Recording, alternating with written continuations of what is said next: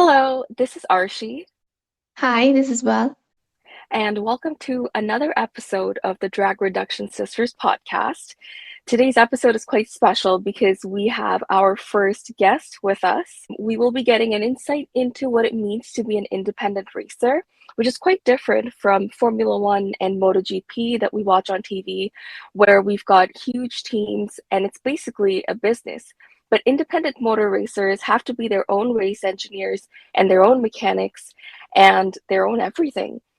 And our guest is also a female. We'll be learning a lot about experiences that women have to go through in this openly male dominated sport. So, without much further ado, please welcome our first guest, Jaclyn Hill. Hello, thanks for having me. Tell us a little bit about yourself.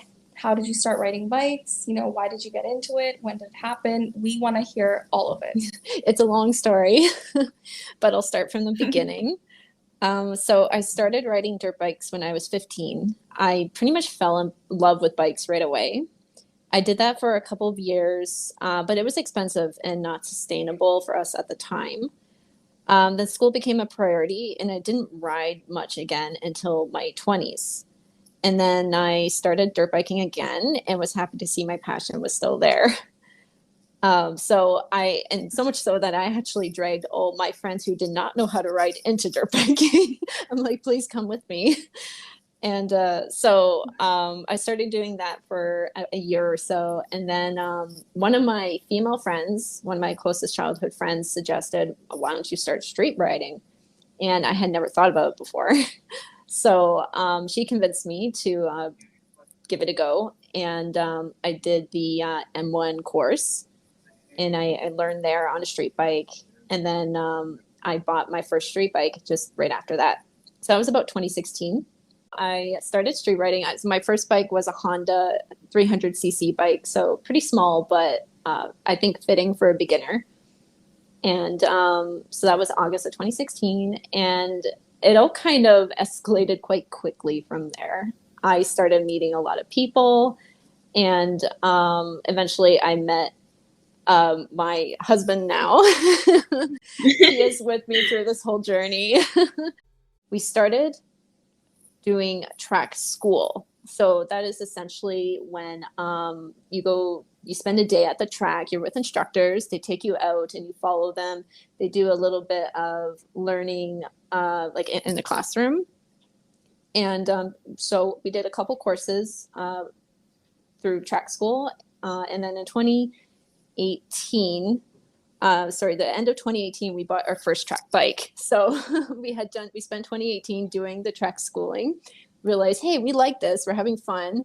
Let's get a dedicated track bike. So this is one that's not street legal most of the time. You can track any bike, but we wanted one that we could dump on the track and not be so upset about it. Yeah, neither of us want to ride our street bikes on the track. So we purchased that at the end of 2018, but we didn't get a chance to ride it on the track until 2019. And this is when we went even deeper down the rabbit hole of motorcycles. Yeah, the timing couldn't have been worse. Yeah, like this is coming to a head here. Yeah, 2019, we managed to start riding at the track for the first time. And in that same year, we started racing. So it really was a big leap. Most people take the time to do track days for a few years and then they go into racing, but I like to just jump into things at first. So one of my friends who races, and he's in one of the leagues, it's a regional league, Southern Ontario Association of Racing. So that's a regional league, and he recommended we join, specifically me, because there is a class dedicated to just women. And it's a super friendly environment, and it was really less intimidating knowing that I would be racing with just women.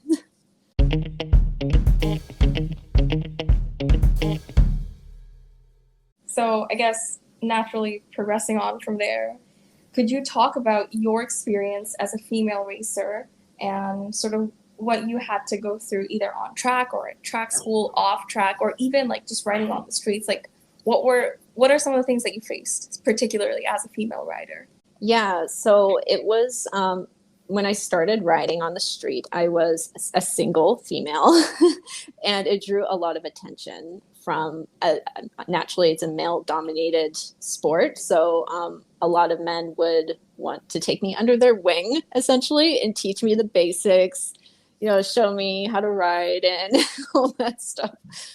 In the beginning, I welcomed it because I didn't know anyone else. I was completely alone. So at the beginning, I was like, oh, this is okay. But then, it kind of added up over time. And it just, I wasn't liking all the attention I was getting. And I think the worst part was that once they found out I did not want to date them, they stopped riding with me. And so it was really hard to make that's friends. horrible. Yeah, it was really hard to make friends. So it was, it was an interesting time, but it only got better from there. But like how there's like guys complain about being friend zoned, but they never really take into account the female perspective that do you know how much it sucks to know that a guy or a person was only giving you attention because they want to date you, and then the moment you say no, it's like, what happened to the genuine friendship over there? Yeah, for sure. Especially because I see how they would treat new male riders. Like it's a pretty friendly environment. It's very welcoming. They love, showing new riders and giving them basics, like all the things they need to know to survive. But for me, I felt like they weren't treating me the same. If I, didn't express interest in dating them, then I'd be on my own. What about like some on-track stuff? Because I remember you mentioned like at a point you kept your visor and helmet on. Like so that was, for lack of a better word, I was dealing with a lot of mansplaining, where there's a lot going on with motorcycles. There's a lot to know. You have to know your tire pressures. You have to know, about bikes and mechanics. And I felt they always assumed I didn't know anything and I couldn't do my own research. So I had a lot of men explaining things to me, so much so that even if I say I know, I understand, or I've done this research, they would still explain it to me. And at one point I had to go, and they're talking to me. I'm putting on my gloves, my helmet, I'm starting my bike, and they're still talking to me. I'm like, please, I need to go. Do you not see? Yeah. So I understand as a new rider, I'm totally open to learning. I love learning. I want to learn from everyone. But over time, I learned that not everyone is right. Everyone has opinions. And some people think their opinion is fact, So it's important to do your own research for sure. Don't listen to everyone.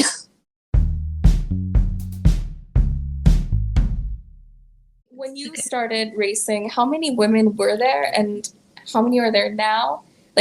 And when I mean how many women, I mean how many were on track actually racing, and then how many were still in school or trying to be recruited, I guess. Yeah, so it actually changes so quickly. When I started in 2019, there were not a lot of women. 2019, like racing-wise, yeah, right? racing-wise, okay. Yeah. But before that was more like hobby. Right? Yeah, so before that was just hobby. And even then, there still are not a lot of women that do it just as, going for a track day a couple times a year. Like there's hardly any women that do that, sadly. There's a lot more women on the streets that ride, which is great. There's more than ever. And I think I'm hopeful that in time they'll see the value of learning to ride on the track. You can enhance your skills, which you can actually transfer to street riding and make you safer. So I really I'm personally, I always recommend to all the women I meet, try the track, just do a course. You'll learn so much. There's just not many that do that. And even less that race. Yeah. But when I started, there were times when the female class had only a handful of racers in it. Yeah, it was really, really small. And so much so it was on the, they were going to cancel it, I think. I think the reason why my friend recruited me was like, please come aboard. They're going to close this class if they don't have enough women. So I came in at a good time to help keep the class together. Yeah. Oh, okay, I want to add something about being so little female in there. What do you think that maybe your classmates, quote unquote, didn't get to follow through? And why do you think that it's the reason behind that. Like, I get that there is so much mansplaining and some harassment could be there. Besides, it's obviously like a safe space for you. You beside that kind of stuff, what do you think that it's the reason behind your classmates or friends not getting to do racing, like more beyond a hobby? Yeah, that's a good question. I think part of it is it's hard to get serious about it by yourself. So if you don't have that support system from your family, your husband, your brother, whoever, it's hard to make that leap into racing without that support because there's a lot of moving parts involved. It's you need, you're moving bikes around. You need a trailer. It's just a lot of physical stuff. And so I imagine that maybe for some of them, they just don't have that support, even just moral support. It's also mentally very challenging to take on such a, it's pretty risky for one, like physically it's a risk of you crashing and getting hurt. And then, it's not for everyone for sure. You still ride bikes despite the several negative experiences that you've told us. And what's the thing that keeps you motivated to still racing? Yeah, so I think for me, I love the thrill. I guess I'm an adrenaline junkie at heart. I like challenges, and it is the most challenging thing I've done in my life. I think it's the most physically and mentally demanding thing I've done. I play hockey, and this is pretty close physically, but the difference is that in hockey, if you slip and fall, you're just going to fall on ice. But if you mess up on the track, you will get hurt. So it's a lot more is at stake. And I think that thrills me in a way. It doesn't thrill everyone. It's like that sick thrill that anyone who's in motorsport really likes. Like, it sounds like you're a psycho when you're explaining it, but it's as someone who does it, that thrill is so lucrative to you that you don't care what anyone else thinks. Yeah, absolutely. And there's something, so basically I kind of call it my meditation. Being street riding or on the track or racing, you are focused 100% on one thing. And it puts you in this mind space of like, I can do anything in this moment. Like, I am 100% focused and I want to accomplish something. I want to win this race. There's nothing like that, I think, for me. I can't trigger that any other way to get in that space of I will do everything in my power to win this race. There's nothing else that pushes me like that.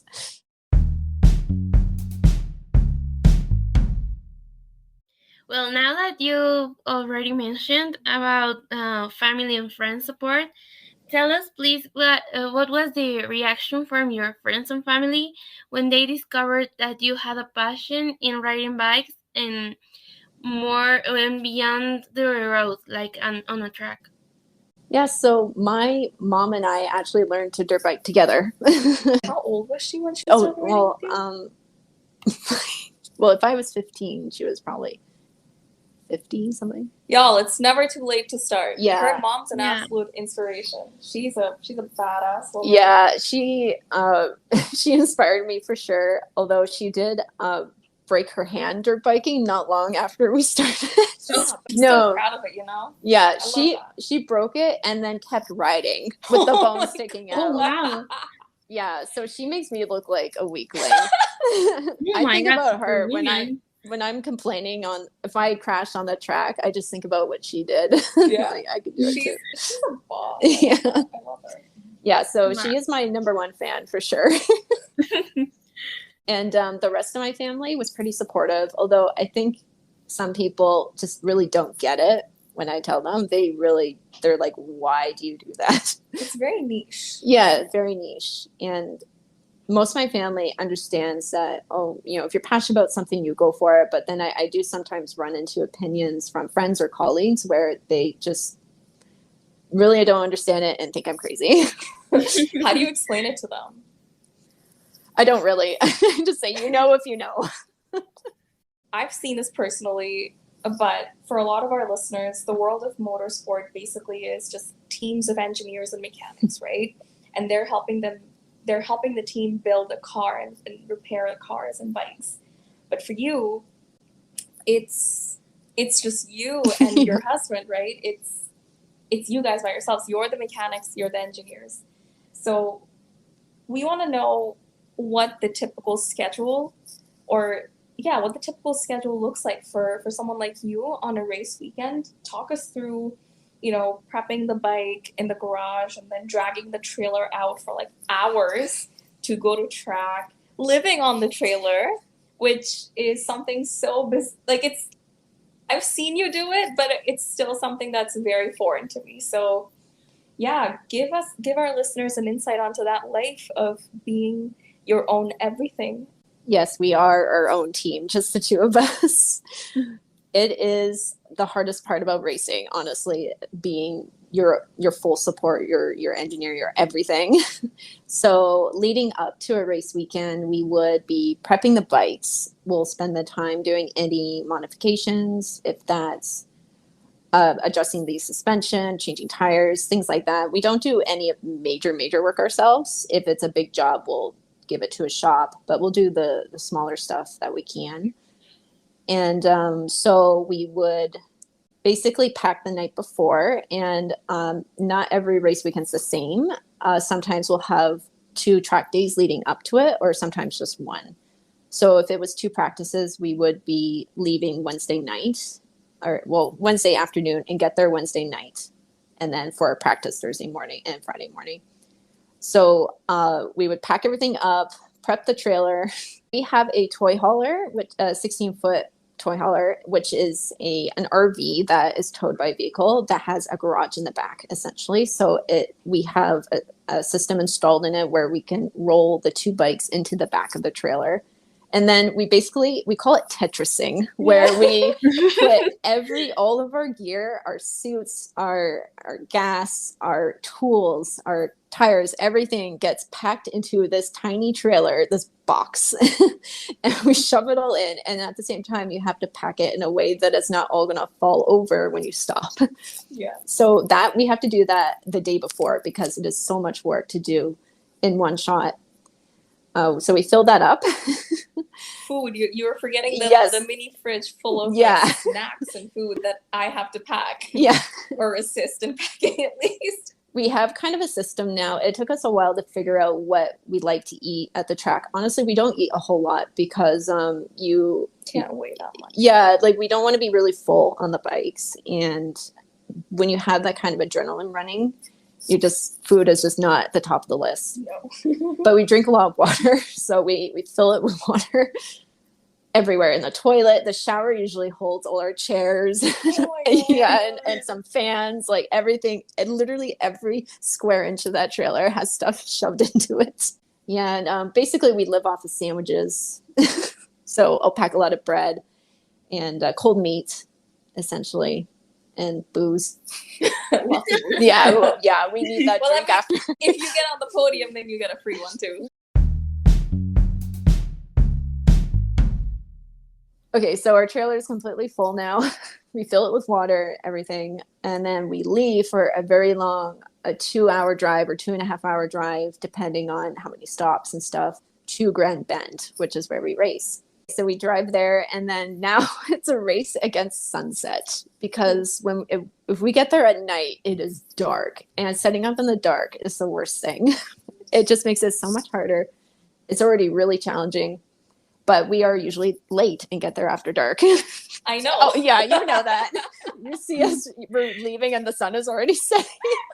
I see your text messages we just arrived and it's 11 p.m. Yeah. I'm like, great. Yeah, even better is if we have to dump the RV sewage before we even enter the track. We have to do it in the dark, when it's dark and in the field. Ew! I'm gonna die.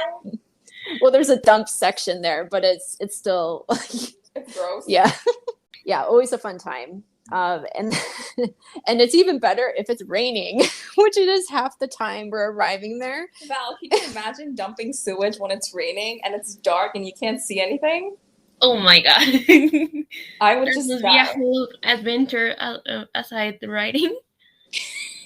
Yeah, it's this almost makes me not want to track is doing all this. I have to tell you, it is the biggest turnoff. Oh my god.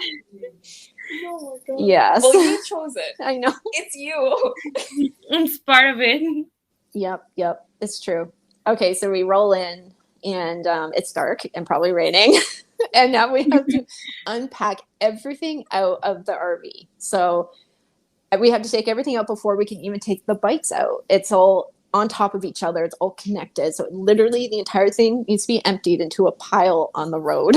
Well, in the parking lot where we camp, essentially. And then, of course, it's probably raining or something. So everything's getting wet. We get soaked.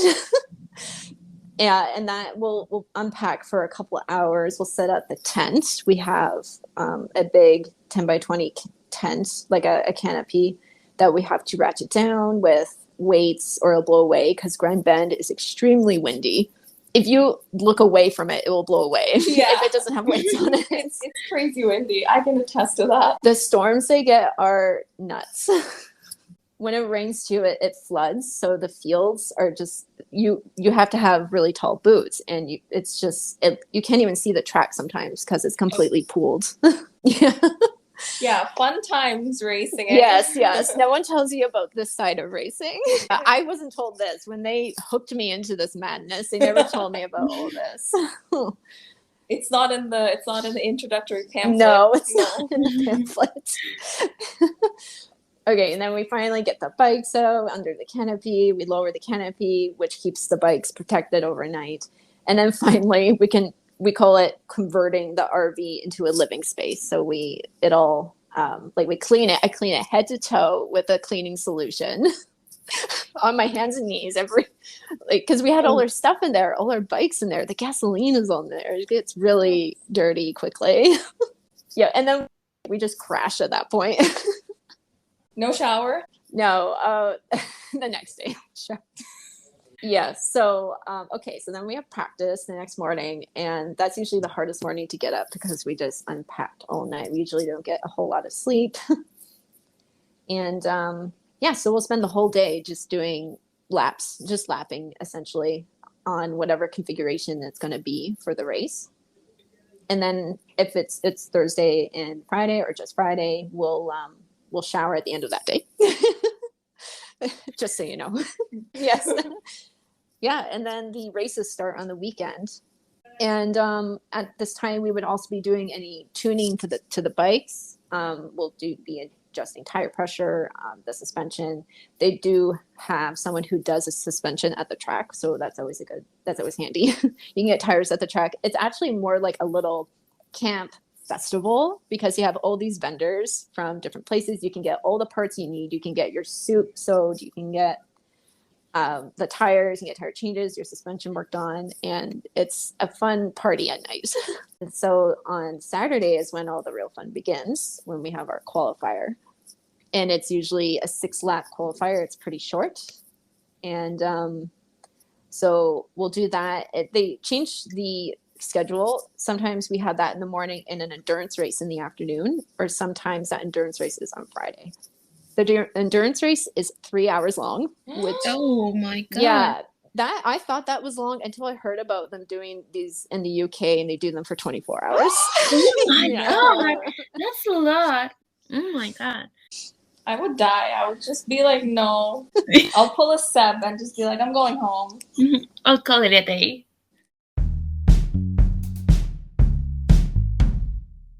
Yeah, and then Sunday is the final, which is usually 12 laps. Depends. Sometimes it changes. And I personally I only do the Femme Fatale class, which is the women's race. And then sometimes I'll do endurance. Like those are the two races that I do mostly. Is the endurance men and women? Yeah. And then the Femme Fatale is just the women? Yeah, exactly. Okay. Yeah. What's the difference between the two? So the femme fatale, you have to be a lady, and there's no other real restrictions like on your bike. It's pretty open. It's an open class, so they'll have 300cc bikes up against leader bikes, 1000cc. It's very open. Yeah, and then the main event for me is femme, which, like I said, can sometimes be a handful of girls, or it could be a dozen girls. It surprises me every time. But lately, year after year, we've had more and more women join. It's just amazing to see. Just a quick, it seems like, well, it is super physical. Do you have any kind of training or something like physically conditioning? That is a really good question. There is a lot of training involved even before race season starts to make it to even get close to in good enough shape. And I'm telling you, nothing even comes close to racing. Racing is how you get in shape for racing. There's really no other way. But the closest thing is bicycling. And a lot of the pro racers or just even in general, a lot of the racers bicycle a lot all weekend for hours at a time, uphill, downhill. They mountain bike. There's just a lot of bicycling happening. And so that's what we started doing. And we learned that it's not for the faint of heart. We did our first 100 kilometers, nearly killed me. We all got sunstroke. And I just can't believe these cyclists do this regularly.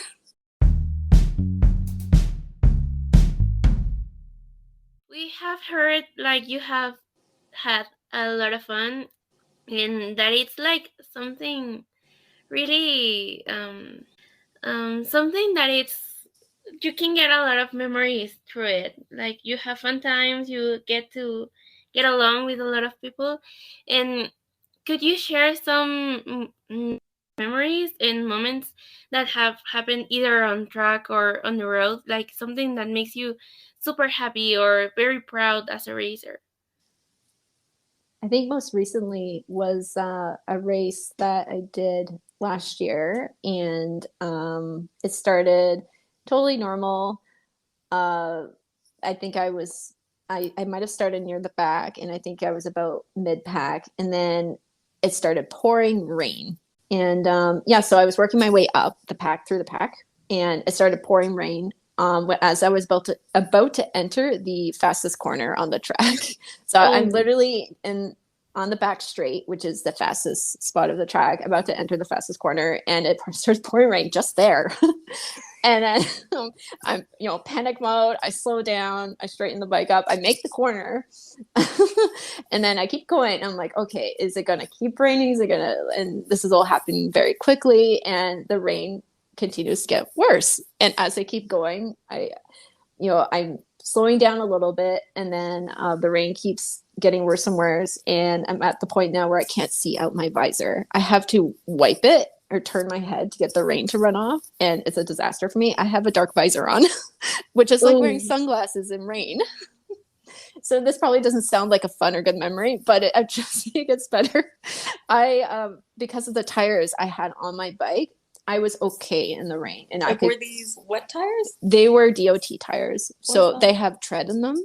Oh, okay. Whereas most of the other girls were on slicks, so no tread. Oh my God, Val, this is like Lando and Sochi. Yeah, I was about to say that. Yeah. So I somehow, one by one, I kept passing more of the girls. They're on slicks. And you're not. And I'm like, oh, see you later. It was my first race in the rain, and I got lucky with the tires. So I took advantage, and I took them one by one, and I got up to third, and then the rain kept getting worse. I was like, okay, do I keep pushing or do I back off at this point, because I'm slipping and sliding everywhere now? And I backed off a little bit, and unfortunately a girl overtook me at that moment, so I did go drop down to fourth, and I finished fourth, but I finished shiny side up, so I was really happy about that. Yes. You took the right decisions. Yeah, I was pretty happy with that finish. It was my best finish that year in that class. So I was like, oh, take it. I do have another one. I'm glad I wrote it down. I would have forgotten. Okay, well, it's funny because it involves my husband again, but okay. So in 2019, I think it was my second race ever, maybe.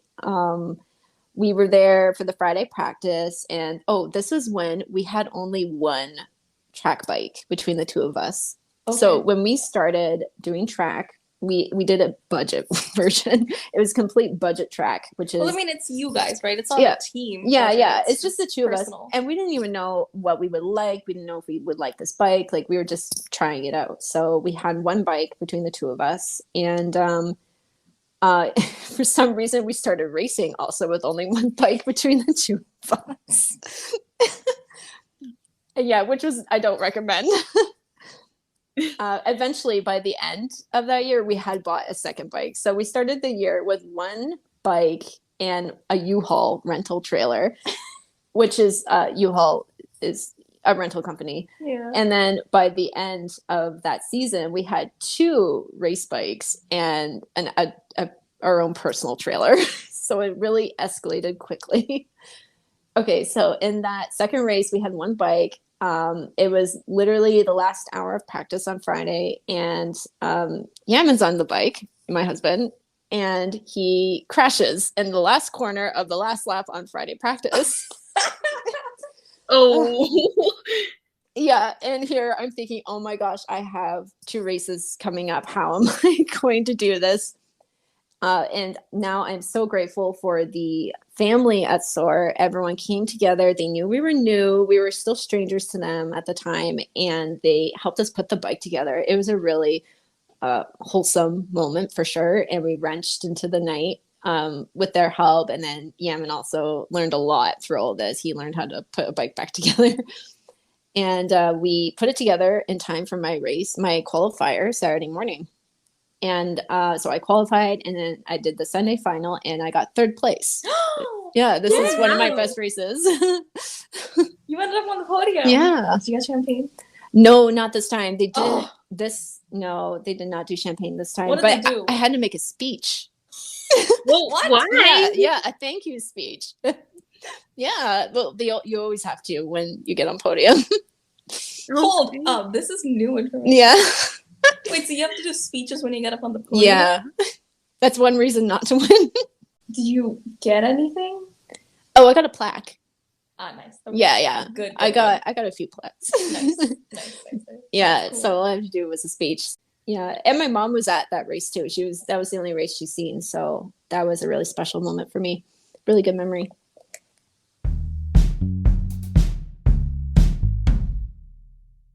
Okay.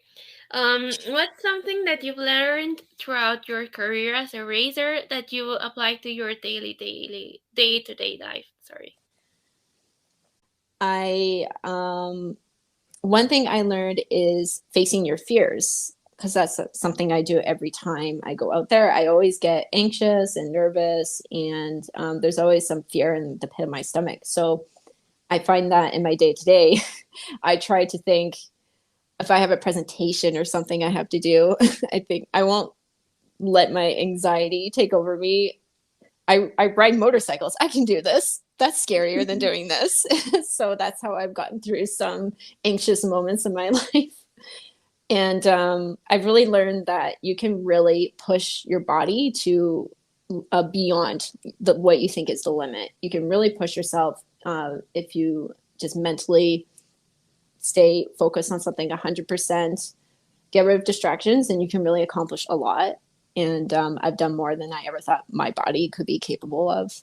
I think I've also learned the value of having something in common with other people. You can find common ground with everyone. And what's really interesting is that in the racing community, you have people from everywhere. There are all kinds, different opinions, different values, different morals. And at the track, we all get along really, really well. We're all friends.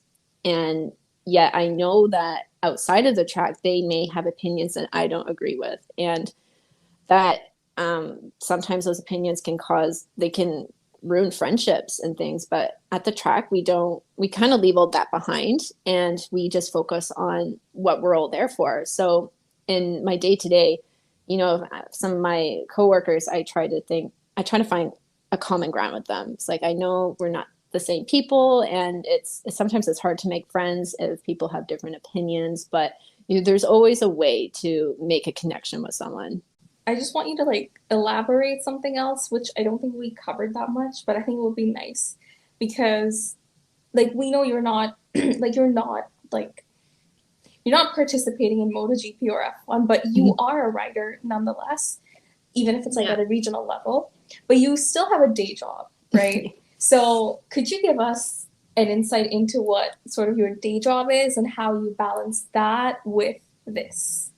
That's a really good question. So you'll find that a lot of riders at the regional level all have day jobs. So I'll just clarify, I'm an amateur. I am not a pro by any means. You're a regional pro. Let's put it No. I'm a regional amateur, like literally. But even the regional pros, some of the fastest guys I know, the championship winners, they just work regular jobs, like at, selling motorcycle parts, right? Or they're mechanics. They all have this life outside of riding. And it's really interesting to see how everyone balances it. And it's sad when some racers stop racing because they can't balance it anymore. Other things in life take priority. So for me, it can be challenging. I have to use a lot of my vacation time.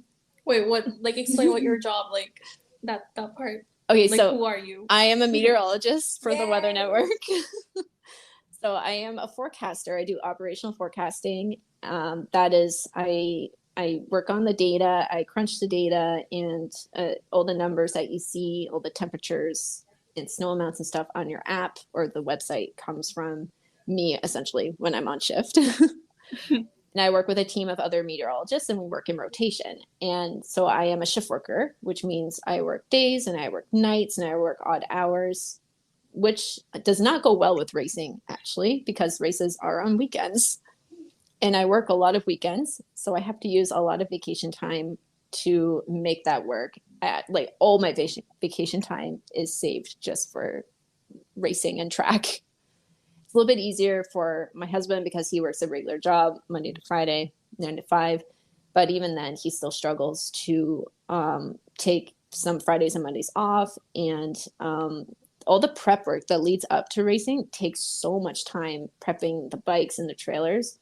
So you kind of you'll spend the week leading up to a race just working on bikes, and then you'll spend the week after a race working on bikes, and especially if you went down on the track, and then you only have a little short time off, and you probably have a track day or two in between. So it's just constant. It's a constant cycle, and it makes the summer really stressful, and it's hard to balance, honestly. So I wouldn't say go into racing unless you're able to dedicate the right amount of time. We're nearing the end of the podcast, but I can't let you go without asking you this final question, which is, what would you say to women who are perhaps too intimidated to, pursue a career in motorsports? And a sub-question to that would be, what would you say to new female fans who want to get into motorsport but are too intimidated by this rather male-dominated world? Like you've seen in social media the way that these memes or these accounts go. They say, oh, girls only fall it for drivers or whatnot. So what would be your words of wisdom to someone who wants to pursue it as a career and to new female fans so that they don't feel intimidated?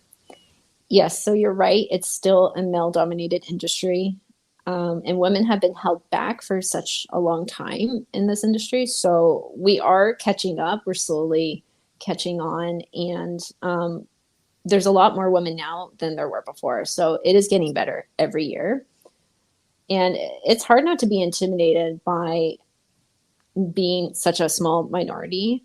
But I would just say look into a support group. There's a lot of riding groups specifically for women on Facebook or social media that will give you guidance, the guidance you need.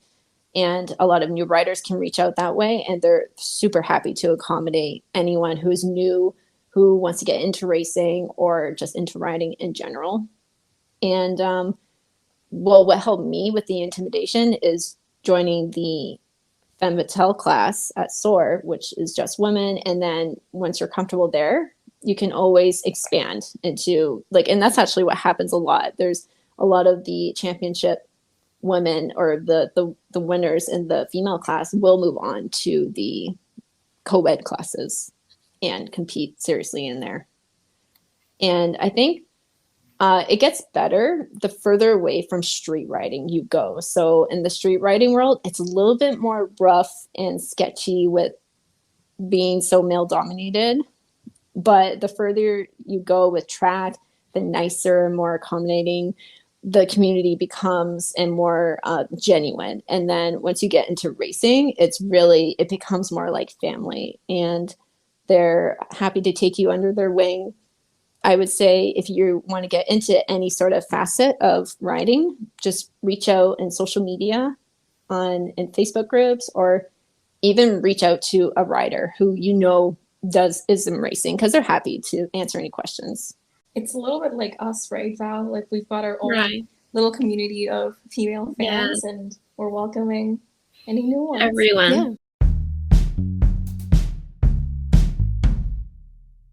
I'm so happy that we had you as our first guest. Like, we can, well, we could get to see a lot of what happens behind the scenes, like the trailer stuff, the prep for races, everything that I learned a lot actually, and I've find this so interesting because and encouraging also because I've always been afraid of bikes, but always had like the little age to see what that world is about. Thank you for giving us a little of your time to talk with us. Oh, you're welcome. Thank you for listening. Okay, well, that was a lovely episode, Jaclyn. Thank you so much. You're welcome. Thank you for having me. You're our first guest. Again, we're Yeah. really happy. And to our listeners, thank you for sticking through the whole episode. We hope you learned a little bit about the world of motorbikes, specifically female riders, and also a little bit about what it means to be an independent rider, not just someone who's got a giant team of engineers and mechanics helping them, what it means to be someone who's doing this as a little bit more than a hobby, not exactly Kimi Räikkönen level of hobby, like a little bit more, but not fully invested like a team. So yeah, we hope you had fun. We hope you enjoyed it, and we can't wait to come back for episode 4 and hopefully more.